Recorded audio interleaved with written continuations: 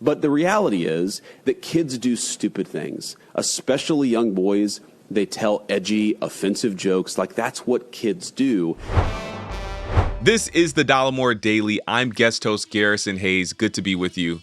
Yesterday, I talked about this story out of Politico, a group chat of rising stars in the GOP, the young Republicans, the ones who are and will be running campaigns, sitting on committees, making decisions, shaping policy, spending taxpayer dollars, the ones who have the ear of donors and elected officials. They say, this is what the young people want, and this is what we're interested in, and this is what we believe. These people are calling rape epic.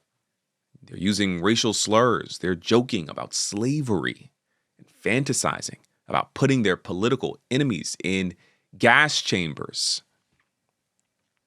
Vice President J.D. Vance was asked about this bombshell report yesterday during an appearance on a Turning Point USA podcast, and he had this to say. You're making a little bit of news here yesterday on X, formerly known as Twitter, about this Politico story, but I think it ties in because we're talking about the celebratory nature of some, not many, maybe not most, but some, and it was disgusting about Charlie's assassination. There is a story, and I believe the two stories are connected, that came out of Politico yesterday. Blake, explain this for our audience, for those who don't know. We don't need to wallow in it too much, but so Politico has a story where somehow they got their hands on something like 28,000 messages in some group chat of, I think, 12 people that nobody's ever heard of, but they decided to just publish every single thing in this chat, whatever they found that they thought was the most salacious. And I think 10 years ago, there would have been a very different response to it. But people are starting to learn from this, and the vice president is one of the reasons why. So you tweeted this. This is far worse than... So what you did is, instead of reacting to the story itself, you just posted what Jay Jones, our friend in Virginia who's running for AG as the Democrat, had said, where he wanted his political opponents to die. And then when someone thought he might be kidding, he called to make it clear, actually, it wasn't a joke. I was serious. That's how people change their mind. And you just pointed out, quote, this is far worse than anything said in any college group chat, and the guy who said it could become the AG of Virginia.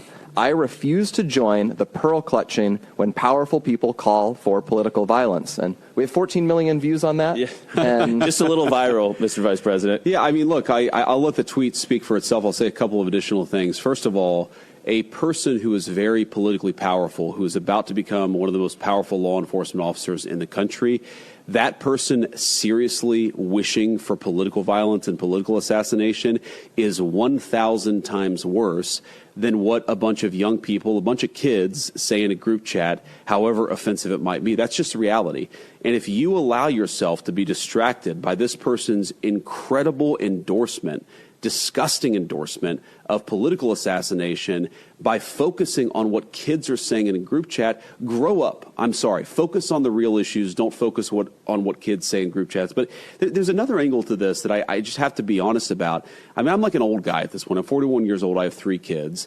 I grew up in a different world, right? Where not most of the stupid things that I did when I was a teenager and a young adult, they're not on the internet. Like, I'm going to tell my kids, especially my boys, don't put things on the internet. Like, be careful with what you post. If you put something in a group chat, assume that some scumbag is going to leak it in an effort to try to cause you harm or cause your family harm.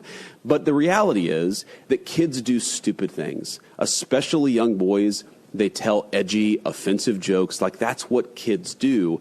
And I really don't want us to grow up in a country where a kid telling a stupid joke, telling a very offensive stupid joke, is cause to ruin their lives. And at some point, we're all going to have to say, enough of this BS. We're not going to allow the worst moment in a 21-year-old's group chat to ruin a kid's life for the rest of time. That's just not okay. Like, we live in a digital world. This stuff is now etched in stone online. We're all going to have to say, you know what? No. We're not doing this. We're not canceling kids because they do something stupid in a group chat.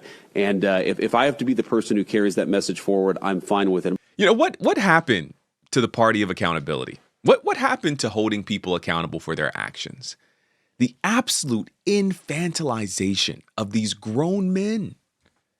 Kids do stupid things, especially young boys. Nobody's ever heard of them. These people had to be elected. These are grown men. What he does here is he sets a permissive tone toward extremist rhetoric inside well-known leadership pipelines for a reason. It's a signal that this is okay. This isn't that big of a deal.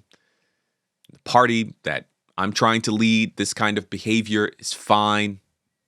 To be very clear, these weren't teenagers. Reporters pegged them between the ages of 24 and 35. Many of them hold leadership posts. At least one of them is an elected official. My buddy Adam Mockler from Midas Touch Media pressed this question during a News Nation town hall last night. Check it out. Just think about this. We saw these Nazi group chats, which I'm sure you condemn, right? This Nazi group chat. Well, we can talk about it. Do you condemn it? I want to talk about it. Wait, so when they said gas chambers, disavow. When they say gas chambers, you won't. So you're like JD Vance. You just won't condemn this? Well, I actually had JD on the show today. We had a whole conversation. You guys can all condemn this, right? Hell yes. Thank you. Hold on. All right. Hold on. But Chris, can you condemn that? here's the point, of course. But that's easy. What I'm for him. But you know what? Extremely telling. A serious question. Can someone tell me why is it that they won't just roundly condemn this? Why is it that they just won't say this is not, no. This is bad. This is very bad.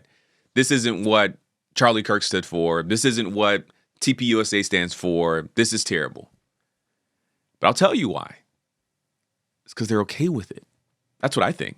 That's my opinion. But what's your opinion? What do you think? Why is it that they won't condemn this stuff? Why is it that they are making so many excuses and infantilizing these men, young men perhaps, but men nonetheless? Why is it that they're kind of treating them as if they are silly little boys instead of just saying, no, this is wrong, and they are old enough to know better? Maybe you have an answer for me because I don't know. Again, I am Garrison Hayes, guest hosting for Jesse Dollemore this week. Make sure you like this video and subscribe if you aren't already. I'd also love it if you came over to my channel and subscribed over there as well.